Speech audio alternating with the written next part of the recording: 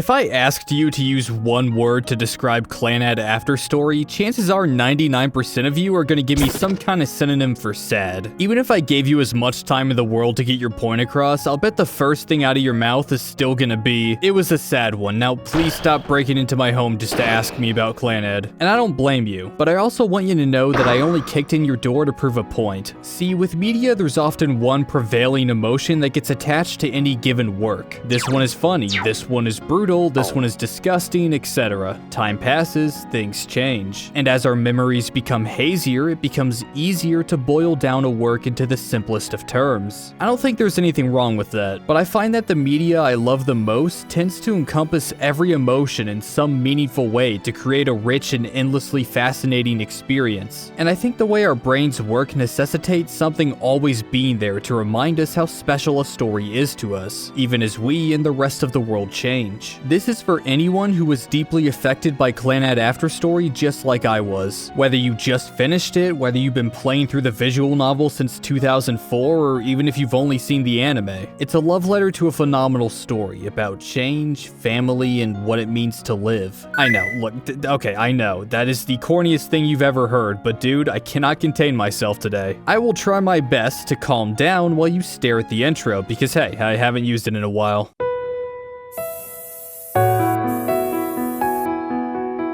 Yeah, that didn't fucking work at all. So anyways, Afterstory begins right where we left off. Winter is coming in the illusionary world, and a freshly graduated Tomoya wakes up at Furukawa Bakery, then goes, oh, that's right, I'm supposed to get a job. This initial period of fumbling about sets the stage perfectly for this messy yet earnest transition into adulthood we see our boy go through. Akio jabs at Tomoya for being so unprepared after graduating, but offers him a job working at the bakery for now, which he happily accepts. Whoa. 30 yen an hour? That's 22 cents. I might as well get this out of the way right off the bat. Throughout the entirety of Afterstory, you are blessed with numerous interactions with Akio, and somehow he is even funnier than he was in every other route. The drum bit with Yusuke, the father-in-law joke, MC Akio, the horoscope bit. Every time this game lets him cook, he puts Gordon Ramsay out of business. I'll be laughing at his jokes as they come, but there's no way I can cover them all. That alone should be incentive enough for you to play this route if you haven't already. Anyways, Nagisa is getting beaten up by life right now. That optimistic, courageous, I'll try hard for another year energy is still there. But Tomoya can tell that she's been struggling a lot at school again. Nobody joined the drama club despite her best efforts. In fact, some kids tore down her recruitment posters and it wasn't even the student council this time. Tomoya and the choir club girls aren't in any of her classes. And since Komura retired, the new drama club advisor is some gym coach who clearly doesn't give a rat's ass about the role. Not that it really matters since the club eventually shuts down due to lack of members. What I love about this part is seeing how much pain Nagisa is internalizing here because she doesn't want Tomoya or her family to worry. It probably isn't the healthiest behavior, but it fits her character and reaffirms how much she's grown since we first met her. She's in the same situation she was in last year, but instead of standing paralyzed at the bottom of the hill, she grits her teeth and goes to the same lesson she's already taken twice every single day, completely isolated from her peers. A very powerless feeling washes over Tomoya as this goes on, and perhaps this is what compels him to desire the ability to protect Nagisa with his strength alone, as he puts it. I like how this next part is handled in the visual novel way more than the anime. In the anime, Tomoya talks to Yusuke one evening, then goes around to look for apartments. Then he runs into the Fujibayashis. He explains that he can't find any cheap apartments, and Ryo says she knows someone whose older brother is moving out of their apartment soon. Tomoya then puts two and two together and runs back to Yusuke to ask for a job. In the visual novel, he talks to Yusuke one day and the first thing out of his mouth is please hire me. I guess I just respect the opportunistic, reckless behavior here a lot more. It's also so much more in line with what Yusuke tells him the first day on the job. You look like a child who's fighting with everything he has to become an adult. By the way, you know a story has great writing when you can pick out like 24 banger quotes from it. This is just the beginning. With his new job and apartment secure, we get another change from the anime as Tomoya asks Nagisa if she wants to come live with him right away, which she, of course, says yes to. He then tells Sanae, who is, of course, very supportive of it. Finally, he goes to tell Akio, which, of course,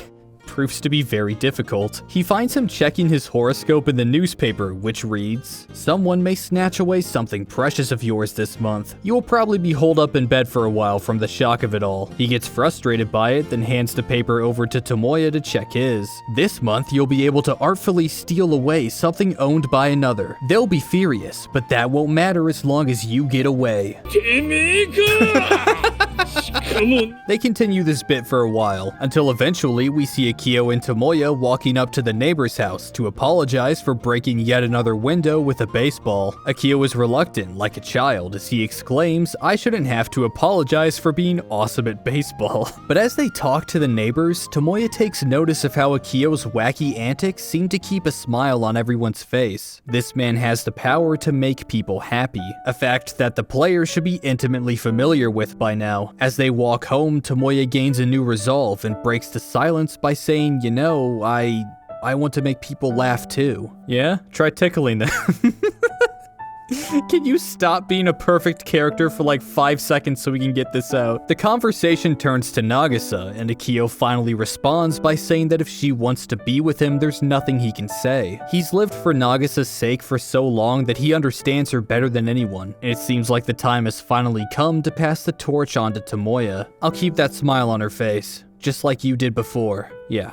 You do that. If Akio was just a comedic genius, I don't think I'd adore his character nearly as much as I do. These serious moments that portray him as an experienced, mature, and thoughtful man who cares more than he ever lets on is what makes him truly special. And I'm happy to say that we'll be seeing a lot of that side of him in After Story. Anyways, work sucks, dude. Tomoya's muscles get thoroughly shat on after every shift. I can't say I've been an electrician before, so I don't know what it's like, but dear lord do I never want to find out after reading this story. Like I said in the anime adaptation video, the best part of this section is Tomoya's dedication to working himself to the bone for Nagisa's sake. I especially love the relationship he develops with his co-workers and the boss. It seems like every day he comes in, he gets a slightly friendlier greeting until they eventually accept him as one of them. The manager is a super cool dude, and Yusuke is just easily one of the greatest characters in this story now. I didn't think that was even possible. He's the perfect mentor for Tomoya, and so many exceptional parallels are drawn between the two of them, much like how it's been with Akio. He's a total hard ass, but he's still respectful and friendly when it counts. You can tell he cares about Tomoya, and Tomoya clearly wants to make him proud. It's a tried and true dynamic that is so fun to experience. You have the part where he notices Tomoya's messed up shoulder but doesn't tell anyone because he respects his dedication to overcome his handicap. The whole situation with the Founders Festival is, as you all know, phenomenal. Tomoya makes a mistake on one of his first solo jobs, causing Yusuke to go fix it the next day without telling him, since Tomoya has a date with Nagisa at the Founders Festival. Tomoya finds out though thanks to the manager, and rushes over to take responsibility, missing out on the date. It's one of those weird situations where you know that this guy's a moron for doing what he did, but you can't feel anything but admiration. For that to be his first instinct, even though he had important plans today, really highlights the quality of his character. Time passes. We get a lot of great scenes with Nagisa, Akio, Sanae, and Yusuke, as well as some clever foreshadowing as Tomoya starts to become disillusioned with changes in the town and technology, before something comes up that'll make all you anime-onlys out there do a double take. See, Akio's old friends are going to be putting on a play, and they invited him to come because he's a cool dude. Nagisa suggests that Tomoya take his place at the bakery so he can go,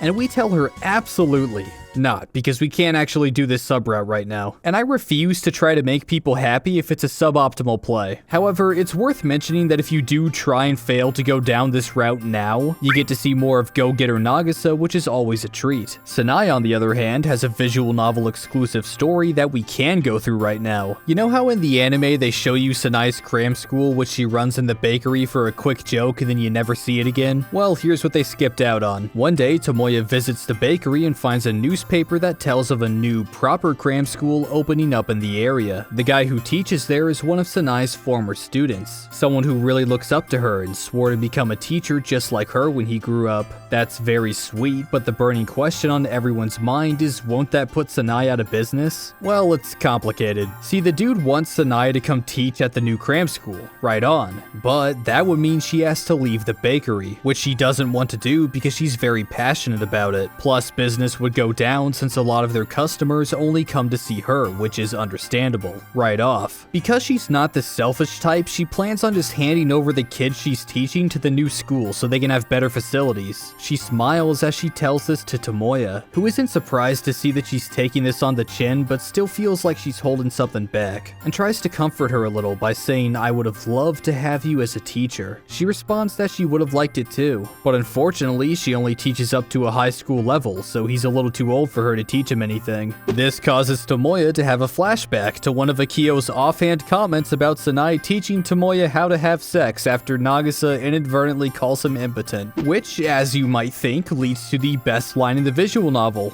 "There is one thing she can teach me."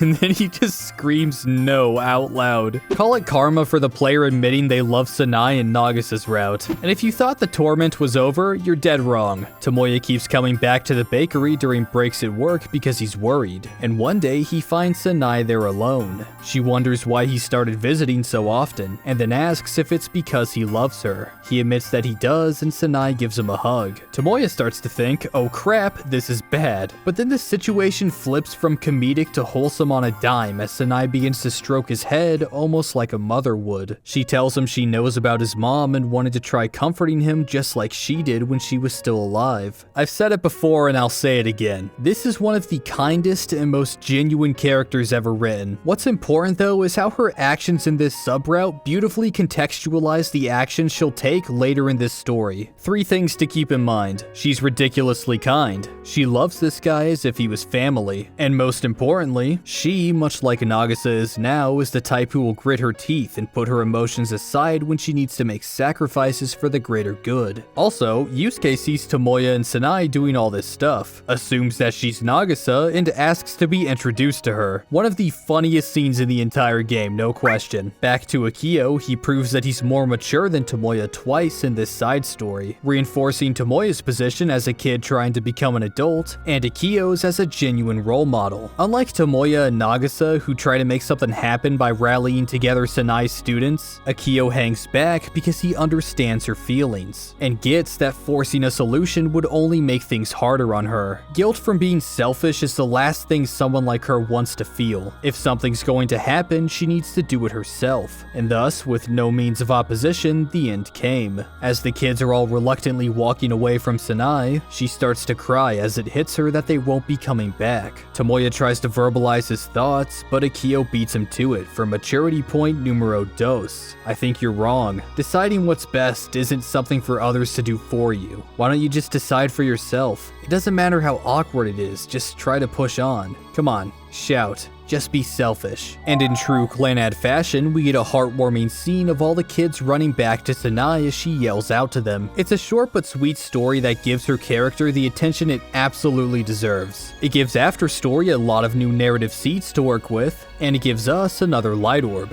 What, you thought we were done with these? Nah, not even close. Now, I think I repeated myself like 4 times saying Tomoya is still just a little baby boy in a grown-up's world, but as this story will so fervently tell you, things change. From here, a lot of big events are going to happen, and almost as a way to prepare both Tomoya and the player for it, Yusuke decides to tell us a story as one of his songs comes on the radio. I'm sure you've heard something similar to it before. A kid ends up finding an activity they're really passionate about. For one reason or another, they give up on their dreams and become troublemakers. And then, when things seem their darkest in this town, a loved one brings out the best in them and shows them a better path. Obviously, events happen in a different order than in Tomoya's story, like for example Yusuke threw his singing career down the toilet after meeting Coco. But it's better this way, because not only do you get the matching broad strokes of story to draw parallels with, you also get a tale that feels wholly unique due to differences in time frame, structure, activity, the issues the characters face, all that. It has its cake and eats it too, which is pretty damn impressive. I think my favorite part is how realistic the imposter syndrome Yusuke faces is. His work began to take on a much grander meaning to others than he ever anticipated it would, and he felt as though his words were no longer his, leading him down a dark path of singing for the sake of appeasing others, rather than just doing it because he loves it. It's a trap you see so many creative types fall into, and it's certainly one to be wary of, so I really appreciate it being brought up here. Anyways, the moral of the story, which is stated outright in the anime, is don't lose sight of what's important to you. I know I still keep telling you to just remember stuff for the future, but like, we're getting there, trust me. You're doing great, I'm proud of you. There's more to this whole Yusuke story arc in the visual novel, which is a super fun read. Tomoya tells Nagisa the whole story and has her listen to Yusuke's CD, which I think they got from May. Either way, she loves it, and decides that she wants to go tell Coco her thoughts. I chose to go along with her, and while Coco is initially shocked, our genuine feelings about the CD seem to make her realize something, and she decides to convince Yusuke to work on an independent album. You know, as time goes on, it seems like that line Tomoya dropped back in high school about how Nagisa changes everyone she interacts with only becomes more true. We see more great evolutions in their dynamic as Nagisa fully adapts to Tomoya's ruthless insults, firing back and using his own logic against him as if she's become a professional at dealing with him, which is about as heartwarming as a conversation where two people are constantly calling each other stupid can be. You're a stupid girl, aren't you? In that case, that makes you a stupid girl's boyfriend. I may be a stupid girl's boyfriend, but at least I'm not stupid. We're living together, so you'll catch it soon enough. Oh, get fucked, dude. Anyways, the album eventually comes out, and there are some highlights I want to briefly go over. First, Tomoya assuming Akio can play the drums because in most movies there's always a jack-of-all-trades character hiding under everyone's noses is exceptional. And when I first played the visual novel, I totally believed he could do it before the rug was pulled out from under me, resulting in one of the biggest laughs this game has ever gotten out of me. I always liked how when Yusuke tells Tomoya he's going to work on music again, the first words out of his mouth are just, "Rejoice, my fan." I love the part where he talks about what a big pile of poop the indie music scene is, how it's just a money bonfire that takes an exceptional amount of hard work just to accomplish meager results, but ultimately says it's worth it just because he enjoys doing it. Hell yeah. It really brings his story full circle and proves that he's overcome his imposter syndrome. Also, getting his album gives us another light orb. Awesome stuff. Speaking of awesome, Tomoya is killing it at his job right now. He's getting along with everyone, things are going great with Nagisa. It seems like nothing can possibly go Hey Tomoya, you should go visit your dad. Shit! Nagisa has been a huge proponent of the stay in touch with your dad thing ever since she first learned about his situation, believing that there's still a relationship to be salvaged here. From what we've seen from her route and Tomoyo's route, it still feels like there's a lot missing and there's a lot of one-sided hatred here. But for the first time in this visual novel exclusive scene, I think we get to understand Tomoya's feelings a little more. He and Nagisa visit Naoyuki for lunch, and while they're eating, a similar scene to the Tomoya route plays out. Tomoya's partner and his dad are getting along just fine while he sits there shitting himself. And just then, we get a knock on the door from, quote, a friend from work. Tomoya's lost any faith in his dad's ability to make rational decisions. And since he doesn't recognize this guy who introduces himself as an antique dealer, he tells him to go away and never come back. And if he sees him around here again, he'll beat the hell out of him. Here's reason one for him resenting his dad. He's an idiot. Always going off about hunches, betting away way too much money, always getting drunk, and getting involved with these shady-ass antique dealers. He reprimands his dad for recklessly jumping into yet another venture that's doomed to fail, and he gives him back the same old "I feel like my luck is about to turn around" routine. Tomoya's last resort is to try to appeal to whatever bond they have left by saying that, like it or not, they're family, so he's concerned for him. Now Yuki's response is to shift the conversation to talking about Nagisa. Tomoya's anger spikes as he sees it as yet another attempt by him to distance himself from his son. I totally understand where he's coming from here. This is a lot more concrete for my dumb American brain to understand than something like Naoyuki using honorifics that were at the time considered too casual for family members when talking to Tomoya. But with this guy, I have a tougher time understanding why he just changed the subject out of nowhere. Does he really resent Tomoya and want to distance himself from him? Or maybe he said what he said because there's something else regarding his kid that's really troubling him. Keep this conversation in mind as we move forward with his story. The player is then given a choice: punch the wall or hold it in. And look, I'm all for messing up somebody's deposit, but let's leave the drywall alone for today. That evening, he thinks about how if he hadn't met Nagisa, he would have been swallowed whole by life with no one to stand by him. And the thought scares him as he moves over to Nagisa's futon for comfort. Much like Coco has been to Yusuke as well as Akio and Sanae are to each other, Nagisa has served as a guiding light that's shown Tomoya the right path to take so many times in this story, and she'll have to work her magic again soon since Tomoya just got a call from one of Naoyuki's old work friends saying that he was arrested. And because small town in early 2000s Japan is small town in early 2000s Japan, word travels fast, and the rest of the world snubs their nose at the son of a criminal even though he did nothing wrong, resulting in a much higher paying job offer falling through Tomoya's fingertips. He's knocked down from cloud 9 to rock bottom, feeling like he's been set back to square one because his father and this town clearly hate him. Even when he goes to the police station expecting his father to beg him for forgiveness, he just sits there with that same stupid smile on his face. Tomoya, overcome with anger, storms out of the building and drives his fist into a nearby wall. This is what hard work gets you, huh? You can grind your bones into dust for hours on end just to achieve something for you and your loved ones, and then circumstances completely out of your control can just take it all away. Poof. And it's gone. Why the hell should I even bother? 何やってるんですか、ともやくん。って見せてください。 Oh.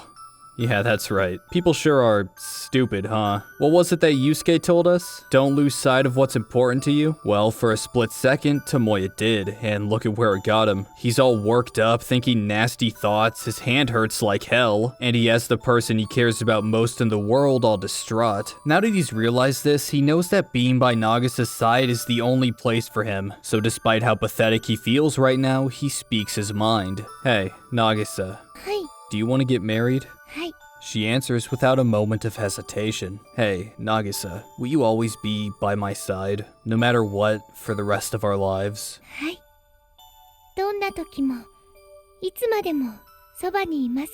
Knowing that makes me feel like I'll be able to keep getting back up no matter how many times I get knocked down. Well, that's good to hear, because you're about to get knocked down by your new in-law a lot. When Tomoya goes to break the news to Akio and Sanae, Akio controls the conversation to get them to make a wager. Hit one of my pitches and I'll listen to whatever you have to say. Tomoya raises him to not just listen, but agree to whatever he says too. And so, the game is afoot. I love all the subtle ways in which Akio tests him here, as if he's fishing for signs of weakness in his character that would make him unfit to be there for Nagasa. The best one is when he notices his messed up shoulder and asks him about it. Tomoya lies and says that he's totally fine, to which Akio responds with yeah, and don't use it as an excuse if you had an injury. Of course, you all know the somewhat cheesy yet still fantastic conclusion to this part. It's pouring rain, Akio is all, this is gonna be my final pitch, and then Tomoya not only hits it, but knocks it out of the park. Without even thinking, he sprints over to the old man and buries his head in the dirt, begging for Nagasa's hand in marriage. こいつは似てるぜ俺によ。私はずっと前から気づいていましたよ。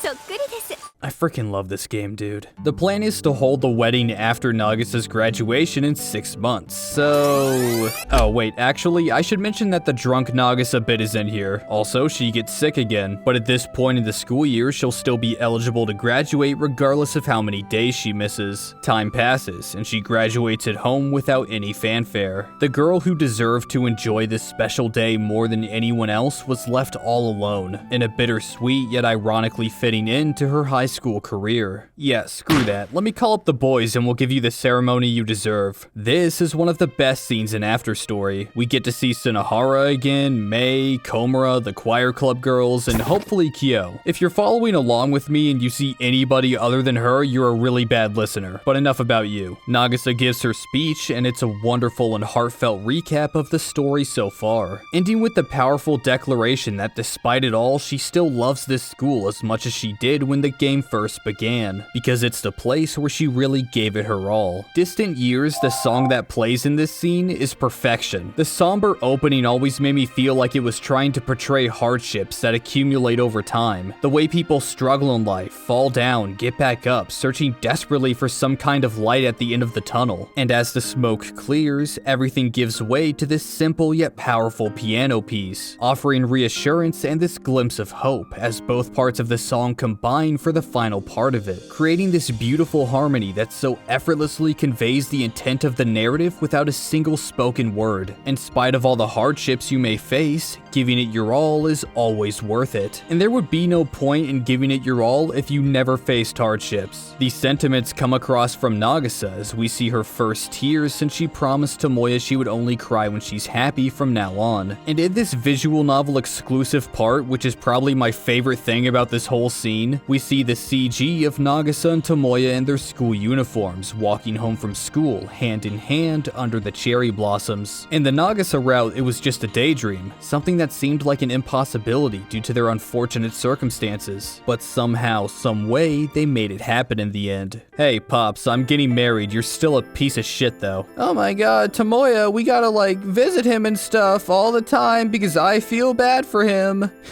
The only thing I feel bad for is the economy. God. I need to stop writing for the day. Wait, hold on. What was the economy like back when... Okay, period of prolonged recession ended in 2002, referred to as the lost decade. Alright, this is canon now. We get another great example of Nagisa growing as she applies for a job at a new family diner, and confidently quells all of Tomoya's concerns when she tells him the news. It's a lovely scene, and of course, this job gives birth to the MC Akio bit, which is so much better in the visual novel because the man throws a fucking smoke bomb to escape from Sanae, and his disguise is literally just a pair of glasses, and it still fools Nagisa. But I'm getting off topic here. While things are going great for Nagisa, Tomoya is still feeling a little disillusioned by all the change going on around town. The family diner was built on land that used to be nothing but trees, a place Tomoya once walked by every day on the way to school. He finds it ironic that even his own job is to make changes to the town. And on said job, Yusuke tells him about a new highway being built, as well as a road that cuts right through the mountains. Looking on the map, Tomoya recognizes several locations that the road is going to pave over. The final straw for him is Nagisa excitedly breaking the news to him that their high school is getting a new building, and that they're tearing down the old one to make room. But that would mean the destruction of... And the iconic symbol for all of them is Tomoya and Nagisa writing their names next to each other on the chalkboard in the drama club room. They say it themselves, it's a memorial of the time they spent together. And since nobody ever bothers to come in here, hopefully it'll stay that way forever. Hopefully. He slams his fist on the table out of anger before snapping back to reality and evaluating his feelings. Everything keeps changing, except for me. As time went by, I discovered something important to me and now I'm afraid of losing it. I used to wish so much for change, but at some point I began wishing for things to stay the same. And one little detail that I really enjoy here, this scene ends with Tomoya wishing that things could stay the same forever. And when we cut to the next scene, there's a time skip. Almost as if the narrative itself is saying, yeah, it doesn't work that way, buddy. By the way, you're having a kid. Good luck, jackass. Well, that's just about the biggest change you could ever add to your life. Sanae is ecstatic, Akio is fake angry, and Tomoya is just... I don't want to say indifferent because that carries a negative connotation. It's more like he doesn't know what to think. This is just kind of a thing that happened, and now he's going to do his best to make sure everything goes smoothly. Nagisa says she wants to have an at-home birth so Tomoya can give their child the first bath, leading to the introduction of Yagi, who is a midwife, which if you don't know what that is, like I didn't, it's this. Yeah, boohoo, you have to read. The best thing about this whole pregnancy arc, as I'm going to call it, is Tomoya's dedication to taking care of Nagisa. I don't know if anyone remembers this scene since I never hear people talk about it, but I adore the part where Tomoya reads up on morning sickness and wakes up at 2 and 4 in the morning to feed Nagisa even though he has work in a few hours. I guess it's not too important in the grand scheme of things, but I always saw it as such a nice gesture and it always put a smile on my face. But what comes next did the exact opposite to me, and it probably isn't what you're all thinking about. See, I've noticed that whenever I experience afterstory, whether it be through the anime or the game, the part that emotionally breaks me is always different. It's something I've grown very fond of because it feels like you gain new appreciation for the story every time you run it back. This time around, it struck me right as Nagisa began to feel sick a few months into her pregnancy, because the sheer amount of kindness and support that Tomoya receives from everyone around him and the way he reacts to it just killed me. There's some stuff I got gotta take care of in the middle of discussing this point, so apologies if this gets a little messy. It begins when Akio takes Tomoya to the construction site of a new hospital, one that we've seen foreshadowed in other routes numerous times. He decides to finish the story he told Tomoya before, the one about Nagisa almost dying when she was little. When things seemed hopeless, in a flash of desperation, Akio carried Nagisa out to a secluded clearing in the woods, then got on his knees and prayed. When he opened his eyes, it seemed as though the greenery around here embraced her, and in the morning rays of light, Nagisa opened her eyes. By this point, the player should have some kind of idea of what happened here, and almost as if he picked up on that, Akio delivers a message that resonates through the narrative to reach whoever's reading it. You're free to believe as much of that as you want, but you're probably going to have some hard times soon. But that's just more great foreshadowing. Back to what really tugged on my heartstrings. When he's done telling the story, he calls Tomoya by his first name, which is beyond jarring since all he's ever called him was Kid before. And to top it all off, he tells him outright that he has his full support because they're family. Both him and Sanae give fantastic pep talks as Nagisa's situation becomes more dire, and the possibility of terminating the pregnancy is brought up. For Nagisa, however, this was never on the table, as having this child feels like the culmination of everything she's been working towards since this story began. She's weak, always has been, but through giving more effort than anybody else, she was able to eventually reach the same heights as her peers, graduating school, working a job, and now she wants to give all her strength once again to bring a new life into the world. Tomoya is understanding of this, and he tells her that being with her is his reason for living, and if her wish is to have the baby, then it's on her to make both of their dreams come true. So, don't lose. And I know that the red flags are impossible to ignore here, but I do think the severity they treat this situation with is worthy of praise. Because when I think about it, most stories try to make horrific events surprising, so obvious death traps are always just swept under the rug, which ironically makes them more predictable. Let me be struck by a flying ice cream truck. And live! Like that's ever gonna happen. Meanwhile, in this story, you have Tomoya struggling to articulate how scared he is of losing Nagisa, and that just feels so much more real and might even convince you, just for a second, that everything is going to be okay. Back to stuff that made me cry. Tomoya asks Sanae if she resents him because he feels responsible for the pain Nagisa is going through. It's definitely in character for a guy who thinks very little of himself and also thinks too much in times of distress, and it really got the tears flowing. Especially as we transitioned to the next scene and Snowfield started to play. Probably the most infamous song in Clannad's OST because it always plays before something terrible happens. As if sensing the danger, Tomoya makes his way over to the hospital construction site where he finds Akio, watching over his special little spot as it's transformed into something new. Tomoya mirrors what he asked Sonohara about breaking windows at graduation, by asking Akio if committing some kind of crime to make the construction stop would help Nagisa feel better. Obviously, he calls him a moron for suggesting it, then he says that regardless of his personal feelings, this hospital is undoubtedly a good thing. The town changes so that people can live in it, as he puts it. Tomoya mentions that he feels like he might start to hate this town, and Akio says, well, that's on you. Just don't let yourself give in to despair, alright? And if you ever feel like you have to commit a crime, tell me first. Are you going to stop me? I won't stop you.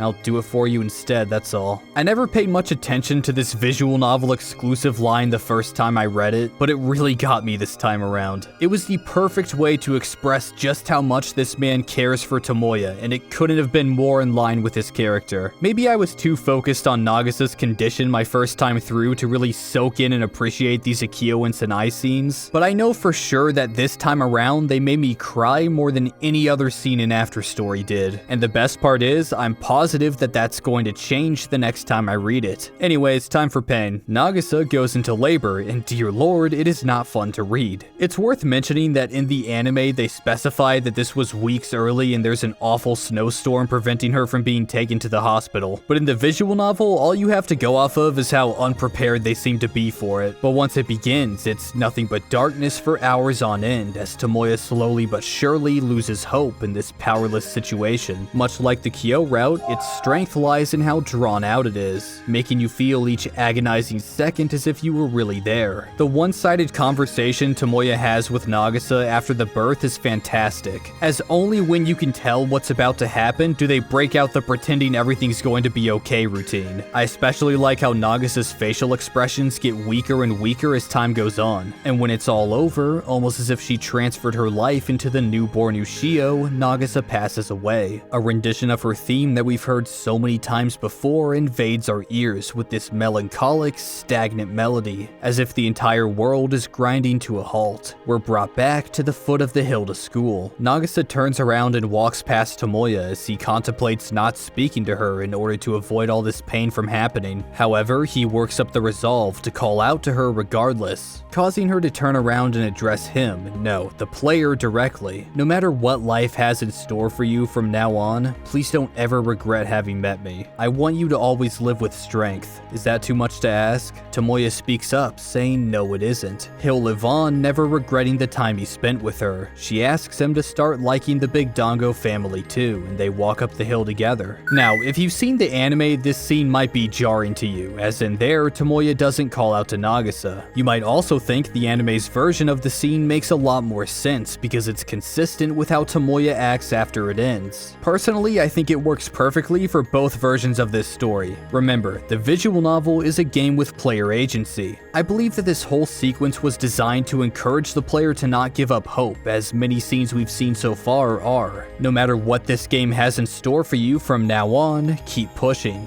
There is a light at the end of this tunnel. You just have to find it. And hey, I'll even give you some time to think it over by making this a two-parter, because Jesus, I'm at 12 pages of script already. Some things are worth taking extra time on, and I'll be damned if I rush the final part of this series because of some runtime concerns. So until then, take it easy. I'll see y'all in 5 years. Special thanks to Silent Secondary, Mr. Chocolate Salmon, and Volume Warning, Make it taller! and the rest of my wonderful patrons.